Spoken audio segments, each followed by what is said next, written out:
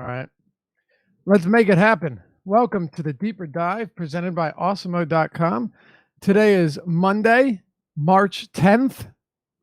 No, it's not, but it feels like it because we've got injury news that essentially makes tonight feel like a late season, early spring basketball game. What do you mean by that, Lafio? I'll tell you what I mean. Blake Griffin is sitting out for rest purposes. Half of the Boston Celtics are out. Adam, I mean, I seriously, if you put me into a coma, right? You put me into a coma and woke me up and didn't tell me if I was out for a day, a week, a month, 2 months, a year and a half. And then I just popped up today and sprung out of bed and looked at this slate. I'd be like, oh, I know it. I know I have a general idea what time of the year it is. And I'd be totally wrong. Yeah, you would probably go into a tangent about how stupid NBA DFS is after the All-Star break and how, just what a waste of time it is. But no, we're in the middle of December. Yeah, we certainly are. And for those of you that have been in a coma yourselves today, here's a little bit of information that's probably useful heading into tonight's slate. Blake Griffin is out for rest purposes. Reggie Bullock is still out, and Stanley Johnson is questionable with knee soreness. Kyrie Irving and Aaron Baines are out. Gordon Hayward and Al Horford are both doubtful. Rodney Hood and Jordan Clarkson are both questionable for Cleveland. Dennis Smith Jr. remains out. Jamal Murray is questionable. Devin Booker remains out. Victor Oladipo remains out. Dion Waiters is still not back yet, but that doesn't matter. No one cares. Hassan Whiteside remains out. And pretty much, I'm sure we will get more information going forward that will jack the entire night up. So we're going to do our very best. Don't forget, Anthony Davis, questionable. Oh, yeah, that's probably worth pointing out as well. Anthony Davis is doubtful or questionable as well, and that can change a whole lot. He left yesterday's game, road win over the Pistons, and came back after being out for a while, and now they've got a second of a back-to-back. So against the team that's resting half their team. Against the team that's resting half of their team and most of their core players. So that's what it is, and we're going to do our best to get through all of it. But, of course, oh, yeah, and John Wall is out. Thank you, Joseph. But, by the way, the Washington Wizards have a negative 5.8 net rating with Wall on the court this year, negative 0.2 with him off. So they are significantly worse with John Wall on the court, and that should surprise nobody. However, we are very happy to have all of you with us today. Nice to see some new faces in chat as well. We'll be sure to get to all of your questions throughout the night, at least your relevant ones. Yes, Bink, it is a circus, no question. And let's jump into it. We got 11 games. We'll wait for the room to well, no, we won't wait for the room to populate because it's about to hit 5 p.m. and everyone that's been patiently waiting in here shouldn't have to wait for those who took their time. All right, let's jump right into it. Washington on the road against the Pacers. As I just mentioned, Adam, they have a negative 5.8 net rating with Wall, negative 0.2 without him. Yes, that's a big difference. They are 6 points per 100 possessions worse defensively with John Wall on the court this year. And as we saw, he came back last game, scored 1 point, probably, I guess, the worst output of his career. And now he's back out. So first it was personal reasons, then it was an illness. Now it's bone spurs in his heel. They're 6-point dogs against the Pacers, but Oladipo's out. And I honestly believe, and the numbers back it up, that this team is not going to struggle more with Wall off the court. If anything, they'll be better. So I wouldn't be surprised to see this game stay close at all. Yeah, I mean, I still don't buy into them being worse without John Wall. But really, yeah. with how terrible he's been this year. Yeah, I mean, we saw it last year too. Like there was a stretch where they were better with Satoransky out there, and then suddenly they weren't. I mean, I still don't think they're better. I don't think it's a huge loss because we do see better ball movement and we see them, just play better as a team overall. But I don't think they're actually a better team without John Wall. All right, I do. I totally buy it. I think this is overall the worst season of John Wall's career right now. He's overweight for basketball player. He hasn't looked like himself. So we can agree to disagree on that one, but everything I've seen from John Wall tells me that I don't think he's helping this team. Anyway, there's a 6-point spread. So regardless of our personal beliefs on Wall or what the numbers have said thus far, this game should stay. I really don't think it's going to be a massive blowout, and if it is, well, what are you going to do? But you have guys like Satoransky, you have Beal, who put up monster numbers with Wall off the court last time out. You have Otto Porter. Wall's absence, regardless of their plus minus or their net rating, does a whole lot to influence of this entire team. The question is, with all of the value that's open, before we got most of this news, Washington would have been a primary team to target. I'm not saying they aren't still in play, because a lot of them are, but the shine has been taken away from a lot of them, actually all of them, now that we've gotten so much news breaking throughout the afternoon. Yeah, I think that Washington's completely different today than they were against Atlanta when Wall was out. In that game you had the really cheap Austin Rivers, you had a really cheap Tomas Satoransky, and then if you could get to Beal, you could get to Porter, then great. Today I'm much more interested in those top end guys than Beal, Porter, a little bit, less so in Markieff Morris, but then I am in the value, because the value from Washington here, I think, just is not as good as value from other spots on this slate. It's a huge pace down game against Indiana. It's a quality Indiana defense. The price tag on guys like Rivers and Satoransky has come up to where they at least have to have some kind of a decent game to pay it off. Meanwhile, you have Bradley Beal at 8,400 on DraftKings and 8,700 on FanDuel, who since the start of last season without Wall on the floor has 29 to 30% usage rate, and should, if this game does stay competitive, should play like 42 minutes probably. So I like him. And then you get Porter, who sees his usage go up to between 20 and 21%. We know that his rebounding percentage goes up when he's playing the four as well, which will be the case for most of his minutes tonight. So both of those guys I think are perfectly fine. But as far as the value goes, there's just way more guys that I like on the slate than Satoransky or Austin Rivers or Kelly Oubre. Right, exactly. I don't have an issue at all with Satoransky, but he's just nowhere near a top play for me, as he might have been if we didn't get all of this news. Otto Porter, I think, is a perfectly reasonable play. I expect him to play 38 or 40 minutes in this game, even though Jeff Green is back. In a close game, Porter should still get a ton of run. Howard is out, obviously, as well. And honestly, you look at his minutes, even with Jeff Green back, he's still going to get a lot of minutes in the event that they stay competitive. And Porter, with Wall off the court, is somebody that can put up decent numbers. I only say this because small forward is really not that deep of a position outside of some of the top guys, which even in that case, they're not all that perfect. We'll get to a couple of them later. But yeah, look, his per minute production, his rebounding rate, usage, all of that goes up significantly without Wall. So assuming he gets those minutes, and I think he should, Porter's a perfectly reasonable play. What else do you have on the other side, if anything, for Indiana? Because for me, all I have here is, and granted, he's not an easy fit at all, especially given his minutes. So, Domantas Sabonis is in a spot where he could smash. Like, he could play 24 minutes and give you 50 fantasy points here. And I don't even think that's exaggeration. Is it likely? Well, no. I mean, it's very difficult to produce 2 fantasy points per minute in any matchup, no matter who you are. But the Wizards have been so terrible rebounding and protecting the rim that put it this way, if Sabonis was playing 30 minutes tonight, I'd probably have him everywhere. Yeah, no, I agree with you. It's a great spot for him. It's a Washington team that plays at a much faster pace than Indiana. They don't rebound well at all. And Sabonis, obviously a very good rebounder. He's a good passer. He can score, especially, gets more looks without Oladipo out there. So, nothing wrong with Sabonis. It's just that with the way the slate's broken down, good luck getting to him. Right, especially if Anthony Davis is out. Even if Anthony Davis plays, Julius Randle's $200 cheaper than Sabonis on DraftKings. So it makes it really difficult. Just pointing out, the upside with Sabonis is still pretty significant in this matchup. I mean, the Wizards have been downright awful.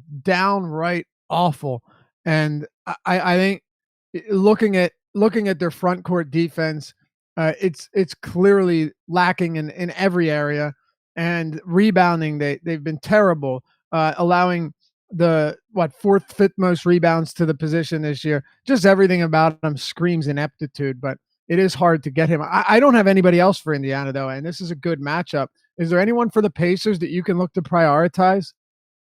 To prioritize, no. I mean, I think it's a fine spot for Miles Turner. It's an okay spot for Thad Young. His minutes obviously are all over the place, but he's cheap. Josh and I talked this morning. Like, it's a good spot for Bogdanovich at small forward on FanDuel, but with everything that's opened up, there's nothing of priority here for me. All right, let's keep it moving then. Detroit and Philadelphia. Here's a game changer, right?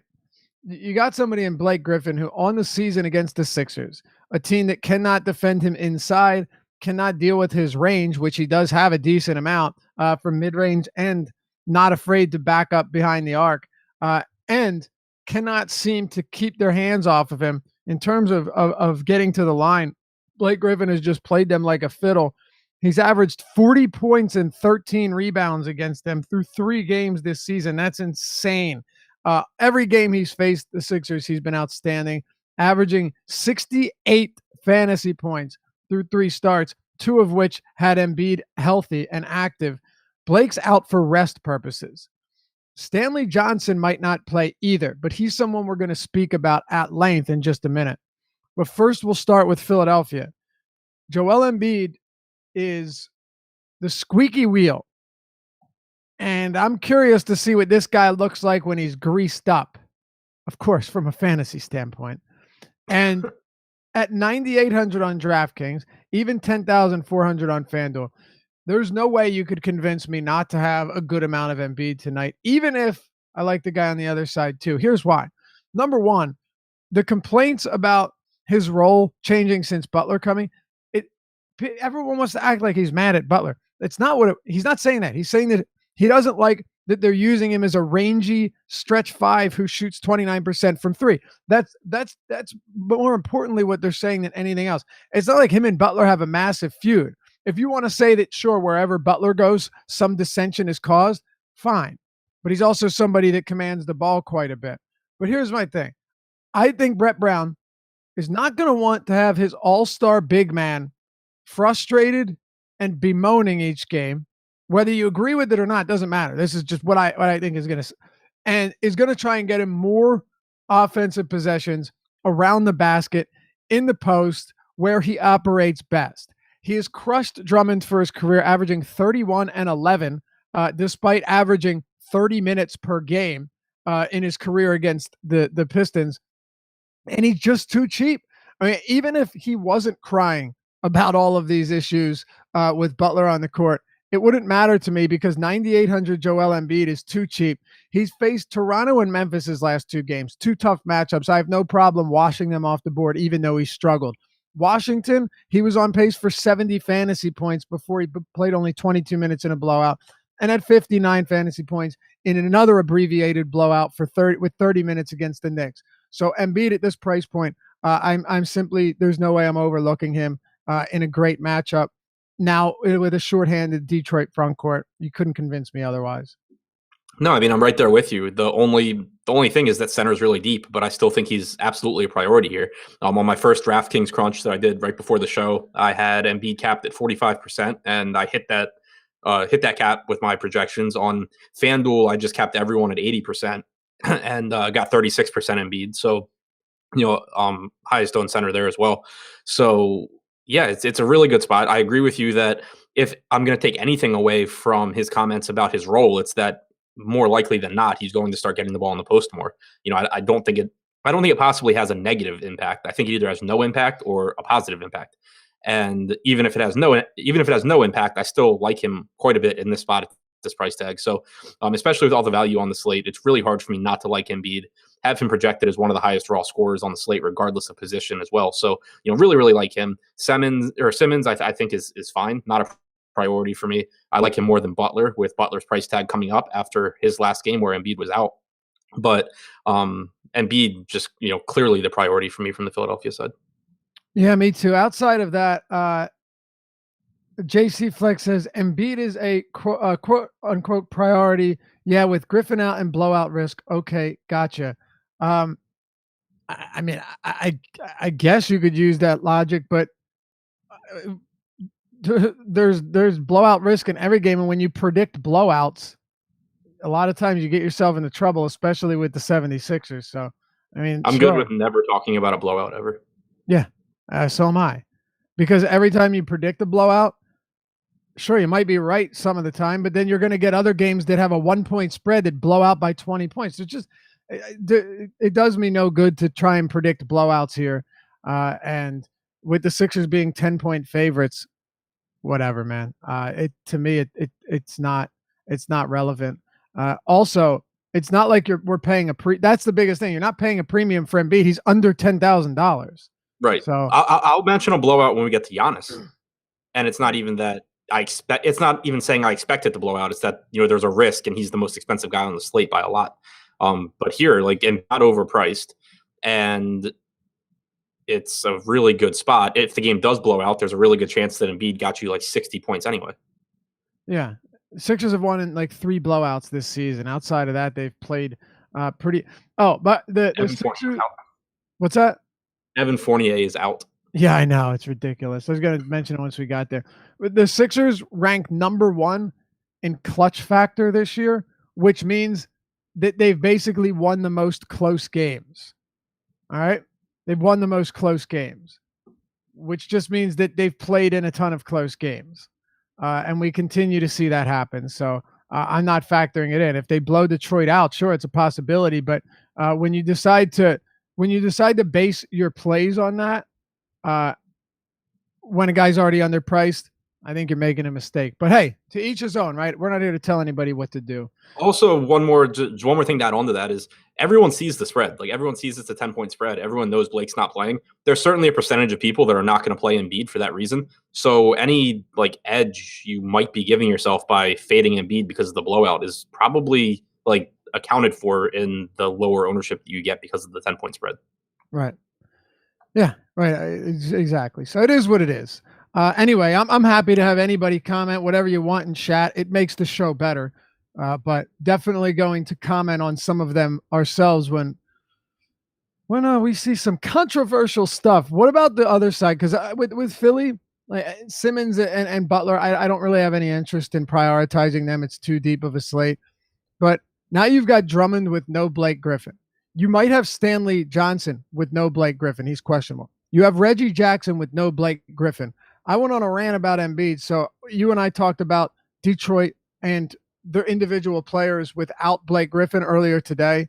I wrote most of it in the deep dive. Go ahead and break down the numbers for these important players in this game, because the numbers are absolutely game-changing with Blake Griffin off the court. Yeah, I mean, I think these guys were underpriced on DraftKings even with Blake in. And then you take Blake out, and you just have some like really egregious price tags on the Pistons here. Andre Drummond at 8,400 on DraftKings, 9,000 even on FanDuel. Obviously is fine. But if you go back to last season and you look at his numbers with Blake Griffin on the floor, and you look at his numbers without either of Blake Griffin or Tobias Harris, you got a 15.5% increase in his usage rate from Blake on to Blake off. His rebounding actually stayed about the same, but you got a 256% increase in his assist percentage, which I had kind of forgotten about it until I looked. But he was doing an excellent job as a passer last season until they got Blake, and Blake just took over. So that's something. We only have 120-minute sample size this year of Drummond playing without Blake. But if you take Drummond's baseline numbers this year and you apply those percentages that we saw last year, you end up getting a projection of a 29% usage rate, which is actually right in line with what we have seen without Blake on the floor this year, a 25% rebounding percentage, and a 16.5% assist percentage. In the 120 minutes this year, his rebounding percentage is 29%. His assist percentage is 6 or 7%. But those are both numbers that obviously stabilize over a larger period of time than usage rate does. So I'm comfortable just kind of using those projections like we saw last year, since it's basically the same team as in those situations. It just makes him a phenomenal play. It gives you a projection, or gives me a projection on DraftKings if he plays 34 minutes of about a little over 51 DraftKings points at $8,400. Really difficult to dislike that. Obviously the risk is Joel Embiid and the history they have. Embiid generally does a good job of drawing fouls on Drummond and just making life miserable in general. But I think the price tag is just too cheap to ignore. And then you get to a couple other guys that you mentioned. You mentioned Stanley Johnson, who is questionable. Obviously, we have to wait for news on that. But if he's in, he should play 30-plus minutes here. They're without Bullock. They're obviously without Griffin. So you should get Johnson as a small ball 4 in addition to some wing minutes. This season with Drummond on and with Blake off, a 23.5% usage rate for Stanley Johnson. He's been more aggressive offensively of late anyway. and he's only $4,000. So, that's a nice spot you can go to. But the one guy that really jumped out to me was actually Reggie Jackson, who obviously Ish Smith being out means that we could get more minutes from Reggie Jackson, especially if he's playing well. But also, since the start of last season, without Blake or Harris on the floor and with Drummond on the floor, 31% usage and 32% assist percentage for Jackson. This season, alongside Drummond without Blake, he's at a 29% usage rate and a 27% assist percentage. He's only $5,000 on DraftKings in a spot where if the game stays competitive and he's playing reasonably well, I expect to get 32 to 34 minutes out of him. So do I. And again, I refuse to factor blowouts in for certain reasons. Anyone can do whatever they want, but keep in mind a few things. Stanley Johnson, if he plays, is $4,000 on DraftKings and FanDuel. He is dirt cheap. And while Stanley Johnson isn't the greatest per minute producer, we know that. This year, he's played 275 minutes with Blake. He has a 15% usage rate and a 7% rebounding rate with 0.63 fantasy points per minute. Let this soak in. 240 minutes without him, 26% usage, 13% rebounding, and 1.11 fantasy points per minute. A monster upgrade in all of those. He's $4,000. So my point is simply I'm willing to take the risk on a blowout when a guy is this cheap. And the Pistons leading usage getter, leading scorer is off the court. And sure, I make the argument, well, he's off the court, they won't stay competitive. It's basketball. And with Drummond, Drummond could get in foul trouble against Embiid. But predicting foul trouble is another area where it gets you in a whole lot of trouble. He goes into tough matchups where it seems like he'll be in a lot of foul trouble, and he doesn't, and then he does when it's in easy matchups with no real serious threats around the basket. Andre Drummond's 8,400 on DraftKings. He has just immense upside there. Not to mention, as you pointed out, Adam, he was flirting with triple doubles like on a routine basis last year before Griffin came. Obviously not every game, but there were games where Drummond was getting 7, 8, 9 assists. And that all changed once Blake Griffin came into play because Blake Griffin's one of the best facilitating bigs in the league. So those two guys are very much in play for me here if Johnson plays. So is Reggie Jackson. He's dirt cheap. Played 34 minutes in the same matchup the other day. Ish Smith is also out. It's just it's too logical it would not make sense for me to just write him off because this game could be a blowout. Why, though? Hold on real quickly. Because if this game doesn't blow out at all of these players' price points, it's going to be a real tough one to not have if this game does not blow out. Yeah, I completely agree there. Especially with the DraftKings price tags, it's kind of a really easy game stack with everyone. Like everyone's going to be looking at that New Orleans Boston game, and for good reason. But with the price tags here, I mean, if Stanley Johnson's in and you can get Drummond, Jackson, Johnson, and then run it back with like Simmons and Embiid or something like that, it's a really contrarian game stack that is underpriced. Exactly. Anything else from this one? Langston Galloway is 3,300. Clearly not as exciting as any of the guys we just talked about, but he's 3,300, and I doubt that he gets much. I doubt that he gets much ownership on this slate, so I don't mind him if you're playing a bunch of lineups. If Johnson does sit, then it should open the door for John Lure to play a bunch of minutes at 3K. All right.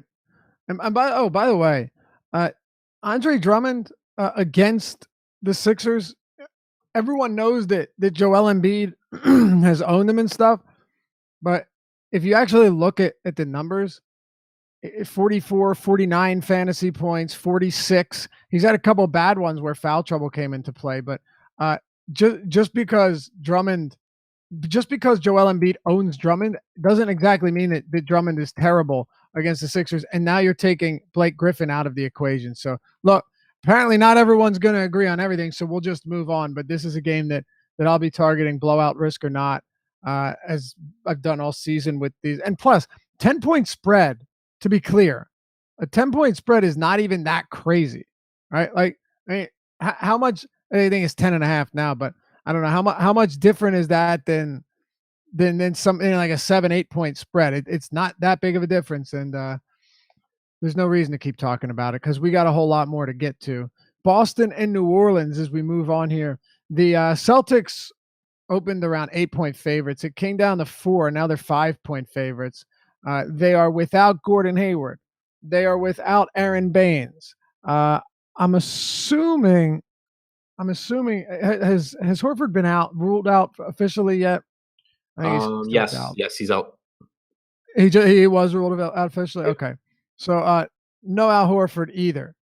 Well, they're still favorites, and I think one thing that stands out to me here is that this.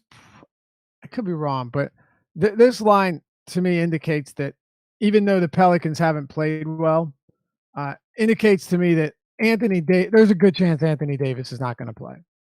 Yeah, I did my projections today, assuming Davis sits. If he's in, it's easy enough for me to fix.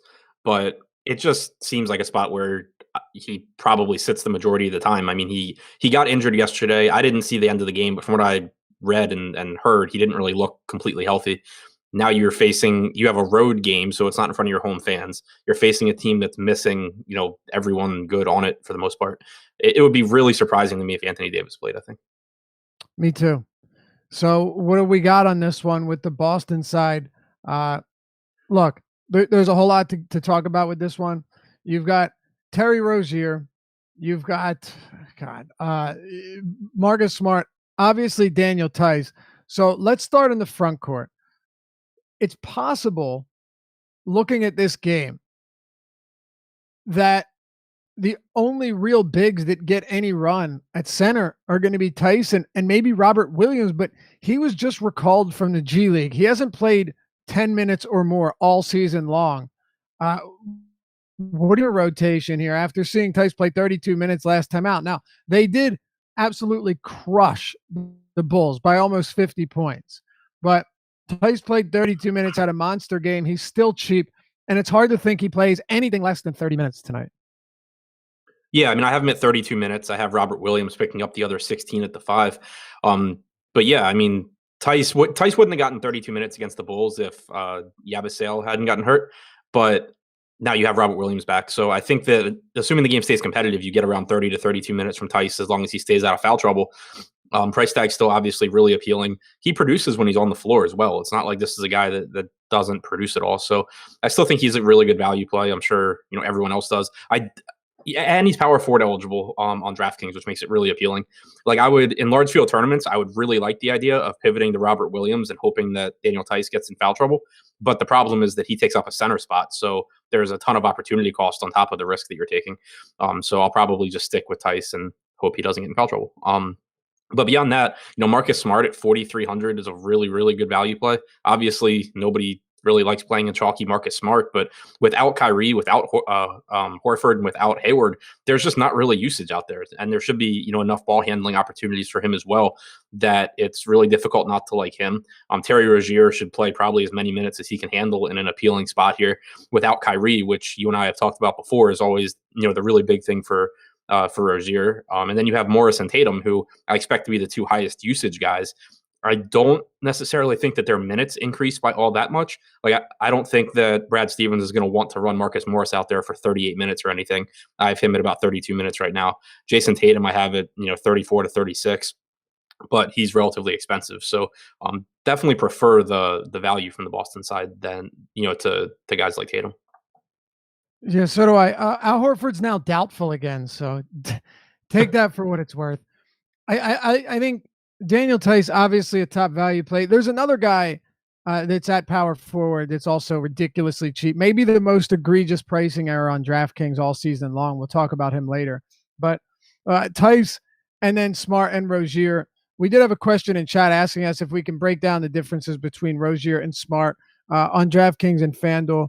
And one of the things for me, though, Adam, is, and I think I said this last time when Jaylen Brown was out, that Rozier, even though his rates would not indicate it this season, last year they did, and I expect that to balance out a little bit. Rozier with Irving out gains so much more than Rozier with Jaylen Brown out and Irving in, because Irving's a 30+% usage guy, attempts more shots than anyone on this team by a wide margin.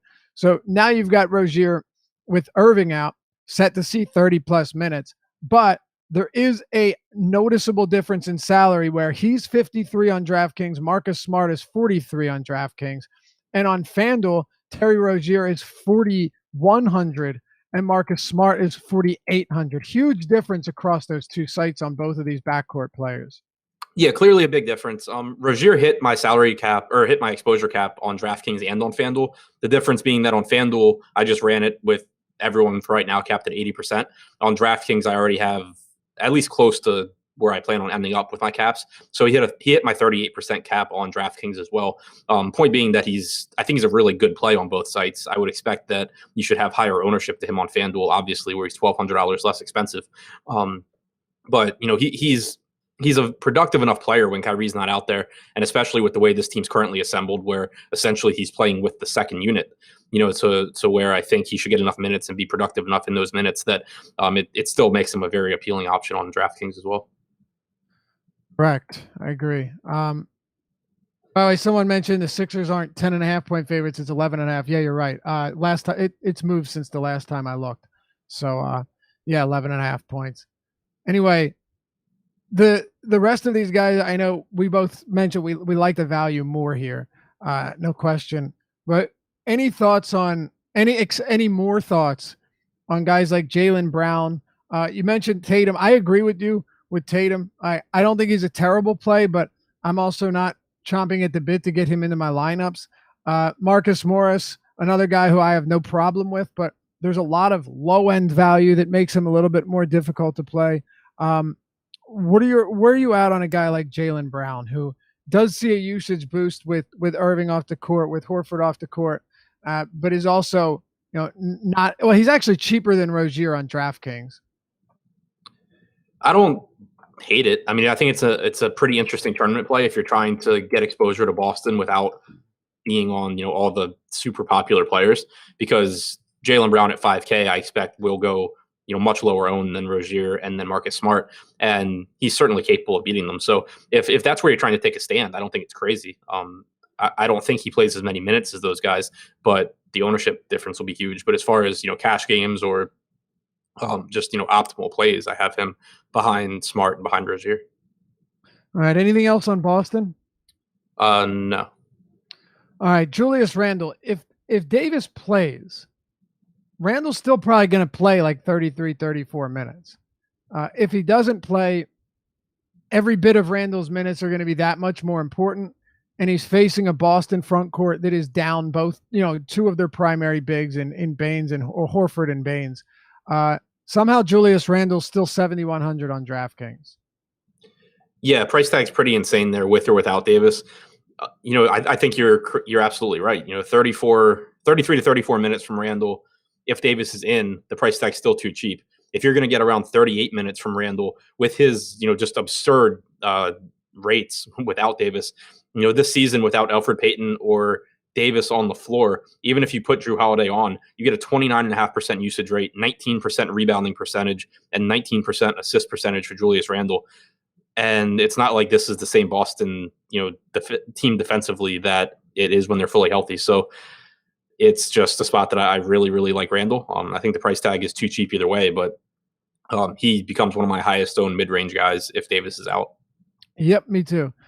Again, too cheap either way. It's kind of hard to tell what his minutes are going to look like with Davis healthy. The reason I say that, I still think he plays around 32, 34 each night, but Mirotic only played 20 minutes off the bench in his first game back.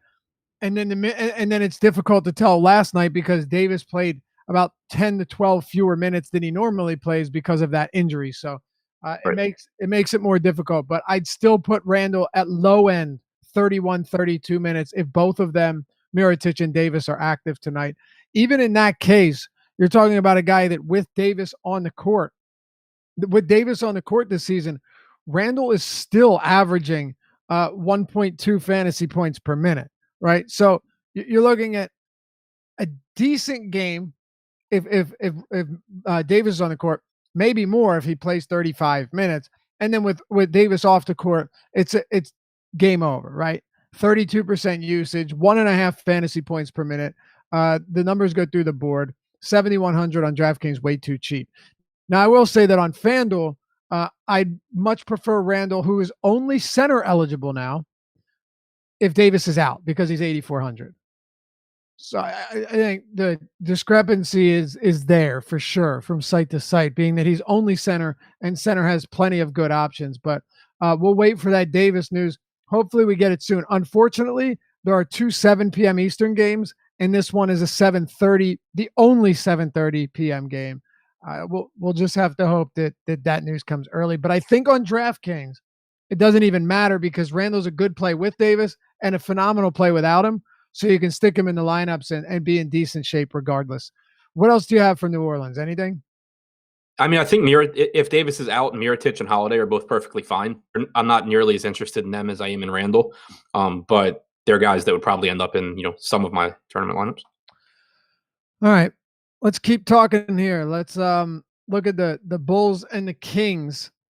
We are getting Chris Dunn back, and he's going to play limited minutes off the bench. I mean, he hasn't played all season. He's played one game. He's been out since the 22nd of October, Adam. So I don't expect him to really eat into much of Levine's usage. Not to steal. Bobby Portis has been out for an extended period of time. He's going to come back off the bench after not playing since the 24th of October. So you have those two guys, but $7,400 on DraftKings. It's just crazy how cheap he is facing the second fastest paced team in the league. Yeah, this is another team that I think the pricing on DraftKings is much more appealing than on FanDuel. Levine, you mentioned at 7,400, just really difficult not to like that. I would be pretty surprised if Jim Boylan hockey line changes this team again today. Didn't really go over very well last time. I don't think it happens again, and that's obviously why these guys played so few minutes against Boston. Really appealing matchup here against the Kings in a pace-up game. 2-point spread here, at home in Chicago. It's really difficult for me not to like Zach LaVine. But then also Lauri Markkanen at 6,300. If he goes out there, plays about 32 minutes, I think that he's a pretty strong play. And Wendell Carter at $5,000. Again, it sucks on DraftKings. He's only a center and lost his power forward eligibility, but he's been in line to play about 32 minutes on nights that he doesn't get in foul trouble. Bobby Portis being back, I don't think really changes that. Like I would expect that he takes Robin Lopez's minutes before he takes Wendell Carter's. So I still think that Carter's a pretty appealing play as well. But Levine, clearly my favorite out of that group. Mark Smith says, Laffy, do you notice a change in style of play or pace of the Bulls since the new coach took over? Nah, they're still trash, man. I mean, I guess it's kind of difficult, and being serious, it's kind of difficult to gauge much from them because they just lost by 40 plus points, almost 50.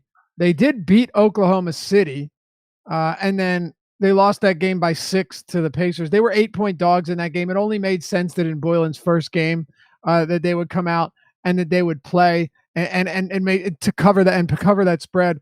But have you noticed anything significantly different here, Adam? Because I'll be honest, for me, all that really matters in a case like this, and I do think it's a good question, is that Levine's 7,400, and no matter what type of style of play changed, or no matter what style of play may have changed, that's still just way too cheap.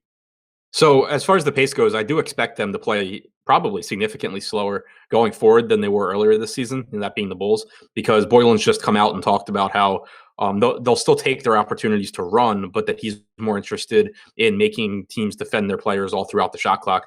I haven't run numbers yet since the change, just because it's 3 games, and it was a game against Indiana and a game against Boston where they got blown out. There's like so much noise in those numbers that I'm not even. Pace is affected by opponents as well, especially in a small sample. Yeah. Right. Yeah. So I haven't even looked at the numbers since the coaching change because I don't really care what they say right now. I do expect that they will play slower as the season goes forward, though. So, but that's more relevance to me if we're in a game where we're talking about the opposing team and whether or not it's a pace-up spot for them. In this game against the Kings, I expect them to still get more possessions than they normally would. Exactly. All that matters is it is a huge pace-up spot. I did run the numbers, by the way, and they're playing 100 possessions per 48 before and after, but take that with a grain of salt. For me, it's Zach LaVine here. You want to roll the dice on Wendell Carter Jr., who is once again only center eligible on DraftKings. Go ahead, but I don't really think it's necessary. It's LaVine for me. That's who I prefer most. with the Kings, again, 11-game slate, and you're starting to see a lot of these price tags rise now where they were so cheap earlier in the year. De'Aaron Fox has seen his price come up. Bogdanovich has seen his price come up. And now they're getting a significant pace down spot against Chicago. I'm out on the Kings tonight. Are you in on anyone? A couple of guys just at attractive price points, not guys that are my favorites, but Willie Cauley-Stein, as usual, is underpriced. He's only 6,100 on DraftKings. Should play around 32 minutes here. It's really tough to prioritize him amongst other centers, but if you can't afford to pay up, for one of your centers on DraftKings, I think he's perfectly fine. I think Fox is fine, a little probably overpriced for this slate, like you said. The one guy that I expect people to have a lot of interest in is Marvin Bagley, and I'm kind of torn on him because the price tag on DraftKings in particular at 4,700, I think he's a lot more on FanDuel. But the price tag on DraftKings is obviously appealing for a guy that was really like smashing before his injury. He only played 9 minutes last game because he was in massive foul trouble. He fouled out in less than 10 minutes. But there are a couple of concerning things though. For one, until ownership tells Dave Yeager to stop playing Kosta Koufos, I imagine that Kosta Koufos will remain the backup center, which means that all of Marvin Bagley's minutes are coming at the 4. For one, that shaves a couple of minutes off of what he's probably going to play because you don't have him just taking Harry Giles backup center minutes and getting like 12 to 14 minutes there behind Cauley-Stein. For two, he is less productive when he plays the 4. If you run his numbers this year, his like overall, just taking all of his minutes into account, he has about a 13% rebounding percentage. If you take Kosta Koufos and Harry Giles and Cauley-Stein off the floor, you get him up to about an 18% rebounding percentage. So he's not surprisingly. All right, let's move. We got to move on. I'm sorry. We only have like 20 minutes left. So okay. I like Bagley. Okay. Cleveland and Milwaukee. Bucks are pretty significant favorites here. 13 points last I looked. Cleveland could be without Clarkson, could be without Rodney Hood. This isn't a game that I have a whole lot of love for. I'd rather pay down $1,000 or more than $1,000 on FanDuel for LeBron James over Giannis in this spot, getting a huge discount. And on the other side, I have interest in guys like Alec Burks, maybe Sexton, if Clarkson and Hood are both out. What are you doing with this one? Not a whole lot that I can prioritize. I liked it more earlier in the day. Like Burks obviously is playing huge minutes. Clarkson, if he's in, Sexton as well. And it's a nice pace up spot for Cleveland. But in terms of just point per dollar plays, I'd rather go to the Boston guys. In tournaments, I think that the ownership difference is probably going to be appealing for guys like Burks and Sexton. And so I would consider it there. But I still think that they grade out behind the Boston guys in terms of just, optimal plays. Yeah. Alec Burks has seen the thing I think is very interesting about Alec Burks is one very simple thing. They don't have any good facilitators. I mean, you want to talk about Dellavedova, fine, but I'm not going to listen. With this team, Sexton doesn't care about passing. Clarkson is not a quality facilitator. Rodney Hood is actually, all of those guys play so similarly. Alec Burks you would never expect him to be that type of guy, but over his last 2 games, his assist rate's up around 23%. His potential assists have gone up pretty nicely over that span. That's what would make me interested in him here. They don't have any quality passers. So if if Clarkson is out, then I think Burks plays another 35 or so minutes. More of a secondary play here, but also someone that would see significantly lower usage than these Boston guys and a lot of the cheap players that we've already discussed. It probably is worth pointing out Burks alongside Sexton this year. Burks has a 20.6% usage rate. Sexton's still sitting up at 26.3%. So we've still seen more, usage opportunities for Sexton than for Burks. All right. Anything on Milwaukee? I mean, I'm not going to talk anyone off of Milwaukee guys, but I just can't. I have trouble getting to Giannis at a more expensive price tag than everyone. Bledsoe's price is fair. Middleton's price is fair. Huge pace down spot for Milwaukee against a good defense. If they end up in my lineups, then fine, but they're not guys that I'm really excited about. All right. Thunder, Utah Jazz. Thunder 5-point favorites at home, 219 total. Utah's defense just has not been stellar this year. Rim protection has struggled. Backcourt defense has been bad. I have legitimate interest in Russell Westbrook, and I think that's the only player in this entire game that I'm really stoked about. What are you doing between this Thunder and Jazz game? Yeah, that's where I'm at as well. Normally Westbrook doesn't project that highly for me compared to some of the other superstars, but he is today. And it's worth noting that his usage has been going up over recent games. Since coming back from his injury, he's only at about 28.5%. But over, I think, 3 of the last 4 games, he's been in like the 31 to 32+% range. So getting more shots up, which obviously has been good to see. Yeah, really the only guy in this game that I'm interested in. How interested are you in Russell Westbrook? He showed up in, I don't know, I got out of it. I mean, very. Like, I think I have LeBron and then Westbrook out of the superstars. Okay. I have them pretty much even, but those are my 2 top ones today, not including Embiid, who's under 10K. In the crunch I did right before the show, I ended up with 11%. I ended up with Westbrook in 11% of my DraftKings lineups and 16% of my FanDuel lineups. But on FanDuel, that would probably go up as I pull back on guys like Reggie Jackson that hit 80%. Right. Yeah, it's hard not to like Westbrook here. Plus, the amazing thing, he scored 30 points, real points, once since the start of November. Granted, there was a significant hiatus there where he was out, but he scored 30 fantasy points once since the start of November, and he's still dropping 70+ fantasy point games. So imagine what happens when Westbrook, who still has 32% usage, still leads the league in assist rate, still leads all guards in rebounding rate by a wide margin. Imagine what happens when he has one of these games where he scores 30, 40 points. It's over. Right. We haven't even been seeing that, and he's still a top play. So, like, the attainable ceiling for Westbrook has not even been reached maybe all season long. And I have a feeling it's going to happen quite soon.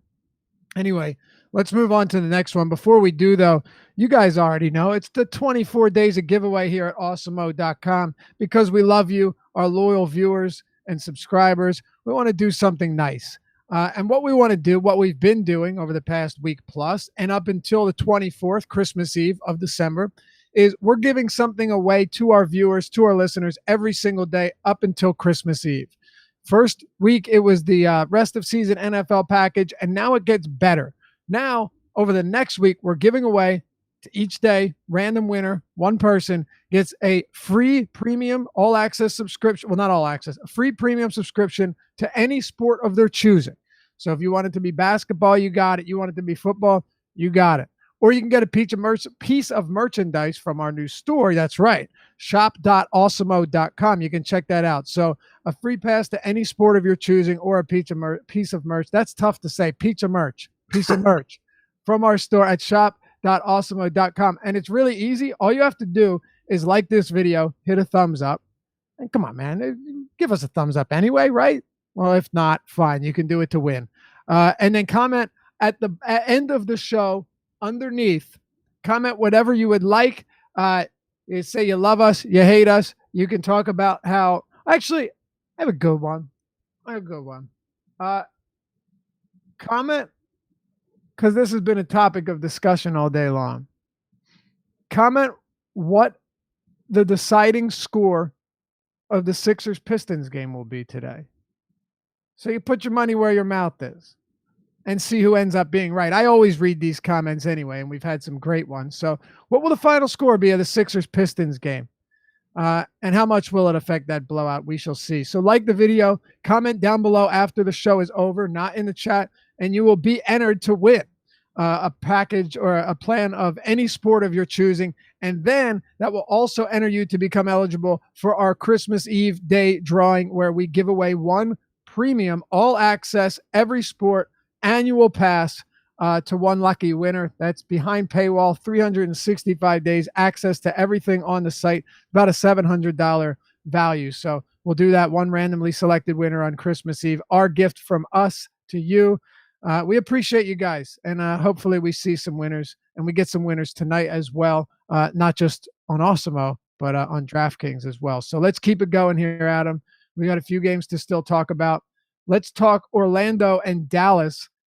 I really had no interest in this game, but now that Fournier's out, it does make a difference. Yeah, still don't have a ton of interest. I mean, you should see more run for Jonathan Simmons, but that's with the starting unit, so it's still not overly productive. The price tag, obviously, at 3,300 is fine. Probably a couple more minutes for Ross, maybe a couple more minutes for Isaac. And then I imagine a Wundu gets in the rotation. it doesn't change a whole lot for me in terms of guys that I actually want to roster. It just changes the rotation. All right. Yeah, kind of. I like Terrence Ross would be the one guy that I'd be willing to consider. Fournier has, in terms of usage this season, you're getting a significant boost from him. Obviously, Vucevic has also seen a huge uptick in that as well. But in terms of Evan Fournier, he's struggled lately. Like, he has not been the same as he was earlier in the season, and natural regression was only going to happen.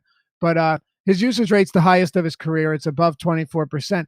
But more importantly, Fournier actually has an assist rate that's up near 20% as well. So him being out of the lineup does make a dent.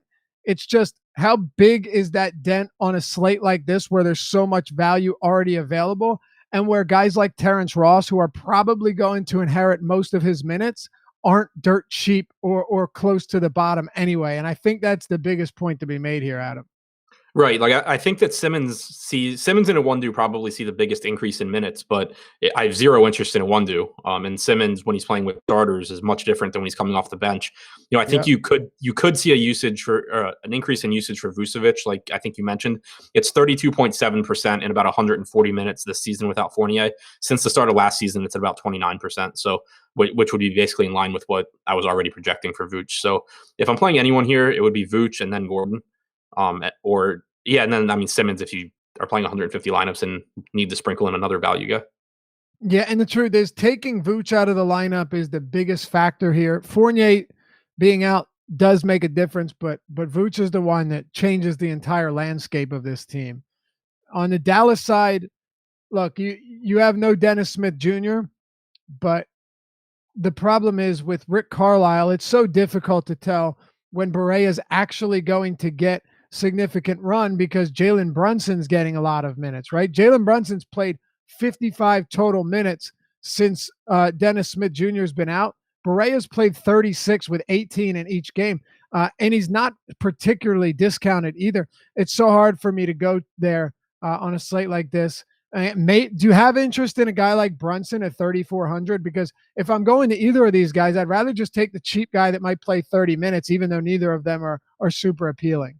No, not really on this slate. Like I said this morning that I didn't mind taking a chance on Barea and just hoping that he somehow got to like 24 minutes. But then with all the value that's can't anymore, though. Right. Yeah. It's just really thin. Yeah, you can't do it anymore. It would have been definitely it would have been. By the way, Fair Sports Talk says Adam's analysis is godly. So there you go, bud. Nice. Let's move on. Denver and Memphis. We've got 4 to go here. I think we got the time to make this happen. This one we'll have to spend a little bit of time on. First of all, this game has a total under 200, and I honestly don't even care. The Nuggets are 2-point favorites here, number one. But number two, you've got Nick Young, who will play. They just added Nick Young. But aside from that, Mike Malone ran an 8-man rotation last time out. He ran an 8-man rotation where Trey Lyles played 38 minutes. Most of those minutes, or almost all of them, were at power forward. I think he played 3 minutes at center towards the end of the third quarter, and he played in total about 16 minutes with Jokic off the court. But half of those minutes were in blowout in the fourth quarter because they were getting smoked by the Atlanta Hawks. That's right. And then Jokic came off the court. But Hernangomez played 40 minutes. Trey Lyles played 38 minutes.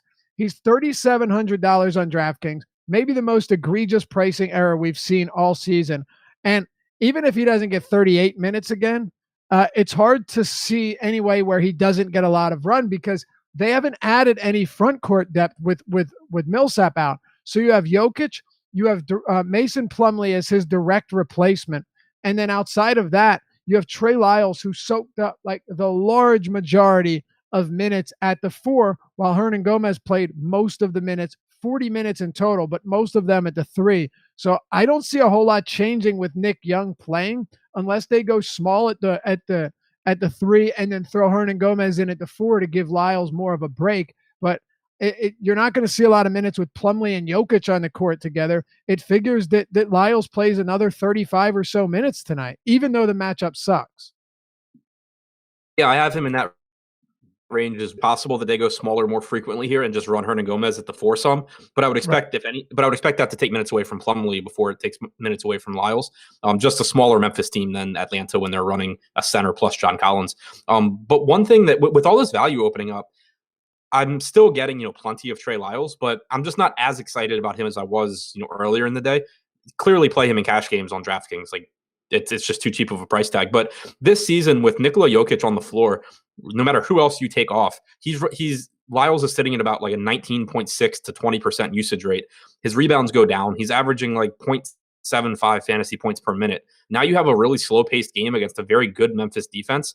With all the value on this slate, assuming that we're still projecting, monstrous ownership for Trey Lyles, I think that's a spot that I don't mind just trying to go to some other guys that hopefully will be lower owned. Not that I don't think he's a good point per dollar play, just that I think that in terms of raw points, this is still a pretty unappealing spot. And with all the value out there, raw points are going to matter a lot. All right, fair enough. Someone mentioned that the Nuggets don't play Jokic a lot on back-to-backs. It's not a back-to-back, though, so that doesn't really factor in. They also apparently threw that out the window last game when I tried to make that argument. Fair. I have more interest in Lyles, I think, than you do, because even though there's value, I don't think there are many ways that he plays less than 35 minutes. Yeah, I mean, I haven't projected for 36 minutes, and I haven't projected for 28 points. So it's just that I haven't projected for less points than a lot of the other value. And it's fair. I mean, look, since he came to Denver last season, he's a 0.98 fantasy point per minute producer. So he's basically a 1 fantasy point per minute guy. But also consider that he is last year played some minutes, and earlier this year played some minutes at the 3. Lyles playing at the 4 is far more appealing for fantasy purposes. And there's really just no way that you're going to get minutes from him at the 3 today. It wouldn't make sense. If anything, they go smaller, not bigger. Right. And I think getting those minutes at the 4, all of them, 35, 37, maybe 38 minutes at the 4, does a whole lot to bolster his value. And even if, say he isn't somebody that gives you monster production because the matchup isn't great and it is a pace down spot. Granted, last game was against the fastest paced team in the league. I still think you get enough run here, and probably even in a blowout where in cash games you comfortably plug him in, and even in tournaments at 3,700, he's just too cheap for me on DraftKings. But yeah, I mean, so in terms of, I just go ahead. I just pulled up our ownership projections right now for tournaments, and we have him as the second highest owned guy at 57% on DraftKings. For context, I have him capped at 32%. Oh, I think that makes sense. Yeah. I'm just not I'm not fading Trey Lyles because more values come out. To lower ownership on him, or to lower, exposure to him makes sense to me. But I still think there are many ways that Trey Lyles can get you exactly where you need him to go at such a cheap price point. Hernan Gomez, on the other hand, I know he played those huge minutes last time out, and he's had some pretty strong performances. But at the same time, I don't think I need to pay this much for him in a spot like this. And I think he could be someone to lose a few minutes if they do go smaller. Not a lot, but maybe down to 35 or so. His price is at a point now where I have a tough time doing it against the slowest team in basketball. Where are you at on the rest of this team? Then we'll finish with Jokic. No, I mean, I'm right there with you. Don't really have much interest in Hernan Gomez. Don't have a ton of it. Like Plumlee as a pivot off Lyles makes sense from an ownership standpoint, but it's still not something I have much interest in with all the value on this slate. So it's pretty much Lyles, and then Nikola Jokic, who without Millsap and Harris on the floor, you're looking at like a 32.2% usage rate. Played a bunch of minutes last game. Granted, that was probably in part because Plumlee got into foul trouble, but still haven't projected for 34 minutes here. Haven't projected for about 50 fantasy points, so I should probably get some Jokic. Yeah. Okay. Yeah. That me too. It's not a good spot, but Jokic has proven that he's very capable of producing in bad matchups in the past. I mean, we saw him against Toronto drop a monster triple double, and that's a tough spot. Jokic is very good, and one of the things that can negate a lot of that is just the simple concept that he doesn't need to score 25 points to put up big numbers. He's not a lock of mine, but I think in tournaments, Jokic makes sense at a reasonable price point on a night where he should in a close, because he was on pace to play almost 40 minutes if that game didn't blow out against Atlanta. Keep that in mind as well. I don't have anything for Memphis. Do you? It's a really good spot for Jaren Jackson, but I don't know how the hell you get there on the slate. I've given up. I'm defeat. There comes a time in every man's life where they have to admit defeat. I have admitted defeat when it comes to Jaren Jackson, at least for now.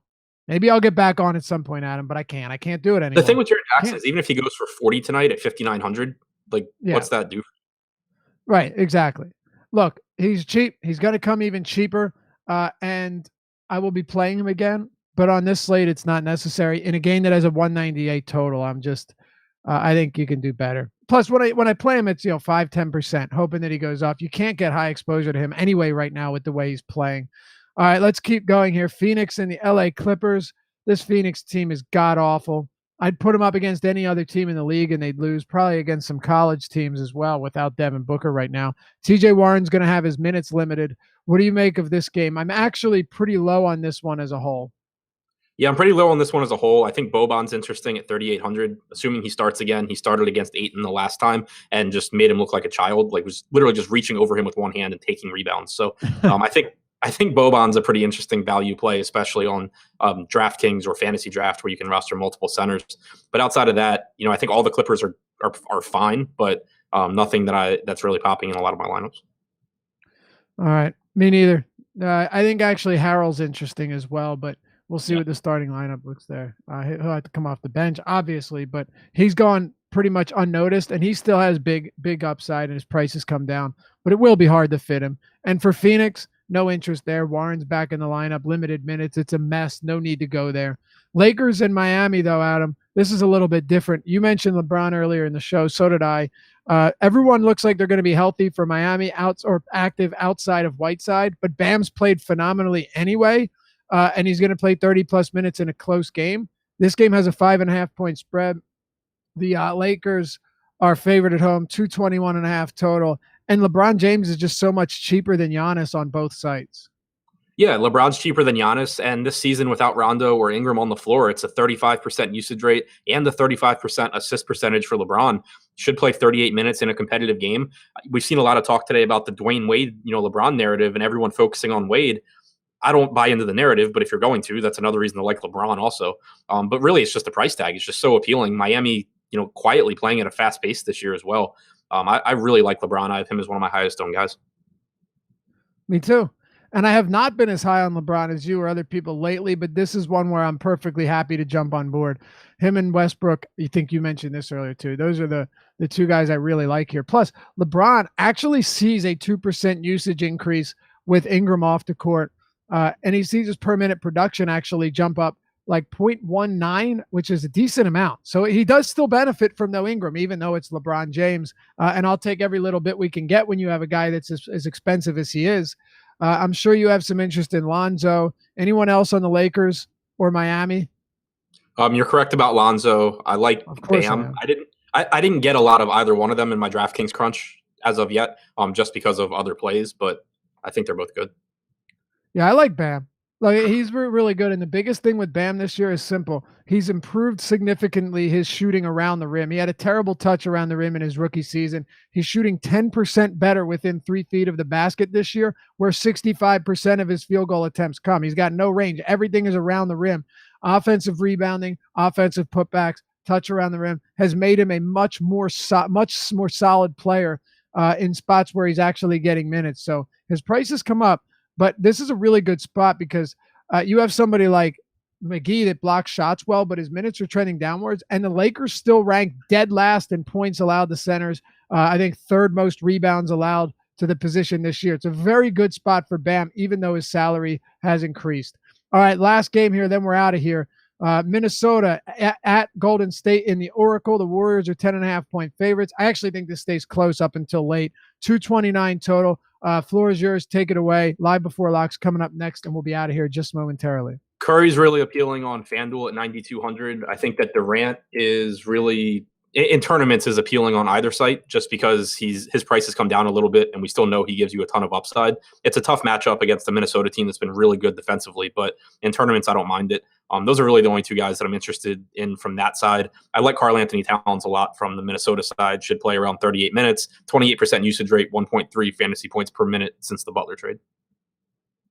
All right, there it is. Live Before Live coming up next. They'll hit on everything we missed and more. They're taking you up till 7 p.m. Remember, if you want to get a 1 week free of awesemo.com, everything behind the paywall, all access, all you got to do is go to the homepage, click on join now, and use the promo code Deeper Dive, all one word, Deeper Dive, upon checkout. After selecting your plan, you get a free week, everything for free. All you got to do is type that in, check it out, and it's free. And then hopefully you'll stay and stick around because we love you guys. Good luck tonight. If you enjoyed the video, the show, our content, give us a thumbs up, subscribe, and hit that notification bell. Until then, good luck tonight, and we'll see you back here tomorrow on the Deeper Dive.